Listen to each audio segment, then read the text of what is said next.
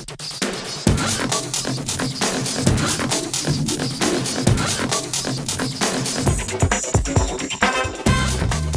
we're here with Steve Surfaro of Access Communications. Steve, what are the three things that you're seeing affecting the industry today? Yeah, three major trends, Jeff, are managed services, and this is affecting so many areas of the physical security industry, from the practitioner to the service reseller to the infrastructure provider to the central station operator, some very big influencers. The trend towards high definition imaging. So what really does that mean, and where are standards playing a role? And third is the development of the young security professional. So we're seeing a really nice introduction to the physical security industry by a very interesting group of professionals that's going to affect in a very positive way folks that are involved with physical transport, information technology, as well as physical security. And we'll talk a little bit about some of their credentialing process. Let's go back to the state of the managed services and hosted services industry. Where is this really taking off? So the hosted services industry has taken a little while to take off, but what we're seeing now are any locations, and especially those applications where you have a dispersed location, like maybe a data center that is located, or several data centers that is managed by a financial institution that requires security for compliance on SAS 70. They need to monitor that facility. They need to secure that facility for both access control and video, and one of the best ways, since they are sitting on the best infrastructure in the world, is to put it in the cloud and to take advantage of a managed service provider. Their costs are going to be lower, and it's elastic. So essentially what's happening is they take advantage of the services when they need to, and then they reduce their services or eliminate the services when they don't need to, or move them to another facility. So it's flexible and elastic. Gated communities are enjoying this a great deal. So those folks that are in situations where they're paying more money for security, the housing owners, the property owners want to deliver security, but they don't want necessarily a huge manpower cost.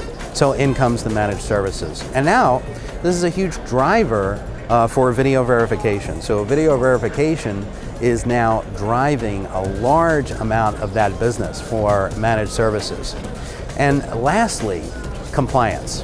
So compliance and technology are really starting to drive the managed services area. So we used to be a little worried about security in the past. Now there is a pending legislation called the Cloud Computing Act of 2011 that is going to allow for prosecution of hacking of virtualized environments. So what literally happens is the hosting providers have a way to enforce a security act. So the practitioners that they serve are going to feel more comfortable with moving to managed services.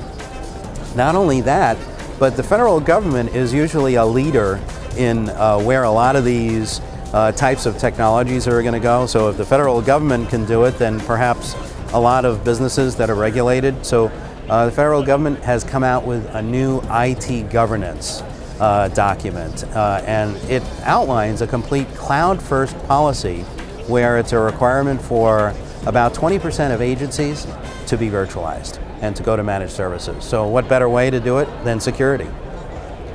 Let's talk about the second trend that you mentioned that's affecting the industry today, and that's HDTV. There's also, of course, megapixel video technology. We've seen this taking off all across the industry. What is the difference, or is there a difference between these two technologies that are emerging? It's really interesting, and a lot of folks think that there are two different technologies, but one is a subset of the other. HDTV is a standardized subset of megapixel technology. So what literally happens is, if you apply image quality standards, image format standards, color fidelity, and frame rate standards, you wind up with an HDTV standard. And we're enjoying that at home right now, as well as on our mobile devices in the form of 720p images and 1080p images. So we're even enjoying these on our laptop computers, and we're able to review security video in any one of a number of different platforms. But the key thing here is the trend towards standards.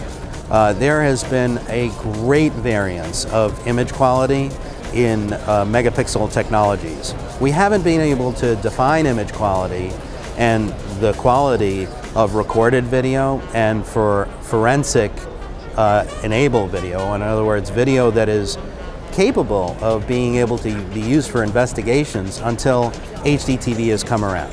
So HDTV allows the forensic practitioner, the folks that have deployed all these video surveillance systems that are not being constantly monitored, that are used to review incidents after the fact, to achieve a very, very high image quality. So this is coming to real fruition with financial institutions. So before, very, very price sensitive, especially at the retail banking level.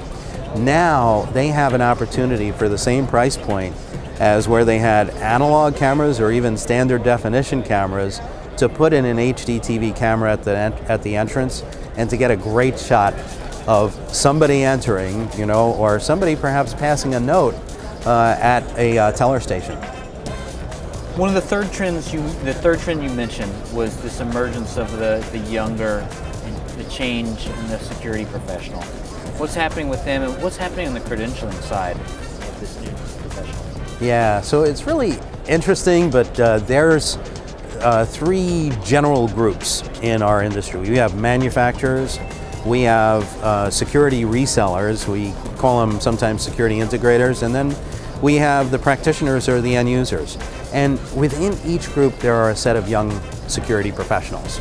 The young professionals in each one of the categories are very, very interested in a career path. They don't necessarily want to change jobs after 3 years, but they want to be the most marketable person possible. So their concern is to be flexible, so they're looking at multiple credentials and credentials in specific manufacturers. So what's happening is, like Axis is providing a manufactured credential program called Axis Credential Professional. The young security professionals that are in the service reselling will go for that with IT, but in addition to that, they'll take a look at transport certifications that are offered by associations like Bixby. So the wiring plants, they'll learn how to deploy Ethernet cabling through wiring plants, telecom rooms, data centers. They'll also go for some of the credentials associated with IT. So the CISSP, for example, that's associated with ISE squared. They're going to be going for that in the future. And one very important flexible credential is the PMP, the Project Management Professional.